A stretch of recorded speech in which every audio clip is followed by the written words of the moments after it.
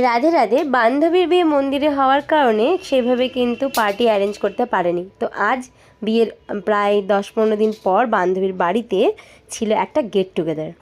তো সেখানে যাওয়ার জন্য আমি কিন্তু বান্ধবীর জন্য খুব সুন্দর একটা গিফট চুজ করে নিয়েছিলাম। তো গিফটটা আমি দোকান থেকেই কিন্তু গিফট র্যাপ করিয়ে নিয়ে চলে গেছি বান্ধবীর বাড়িতে। সেখানে গিয়ে আগেই তাদের দুজনকে ধরিয়ে দিলাম। নবদম্পতি এই গিফটটা গেস করতে পারছে না কি আছে, তো আমি ওদেরকে বললাম যে তোমরা আমার সামনে গিফট র্যাপটা ওপেন করো। তো দুজনেই খুব উৎসাহিতভাবে গিফট র্যাপটা ওপেন করলো। তাদের এক্সপ্রেশন দেখার জন্য আমি কিন্তু দাঁড়িয়েছিলাম এবং এই খুব সুন্দর মুহূর্তটাকে আমি ক্যামেরা বন্দি করেছি, যাতে পরে এটা দেখতে পারি বা তাদের কাছে এটা স্মৃতি হয়ে থাকে।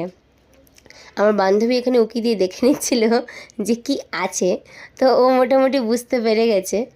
তো দেখো গিফটটা কেমন লাগছে, তোমরা একটু দেখে অনেস্ট রিভিউ দিও। আমার তো খুব ভালো লেগেছে। নবদম্পতির কাছে এটা একটা স্পেশাল গিফট হতে পারে, আমি জানি না কতটা স্পেশাল হলো ওদের কাছে, তবে আমার খুব ভালো লেগেছে। আর আমি আমার হাজব্যান্ডকে বলছিলাম যে আমাদের এত বড় কোনো ছবি নেই, তো ভবিষ্যতে আমরাও এরকম একটা ছবি বানাবো। তো এরপর বান্ধবীর রোম্যান্টিক কিছু ভিডিও শ্যুট করে দিয়ে আমরা বসে পড়েছিলাম খেতে। খাওয়া দাওয়ার পর্ব শেষ করে আমরা কিন্তু বাড়ি চলে এসেছি। সবাই ভালো থেকো।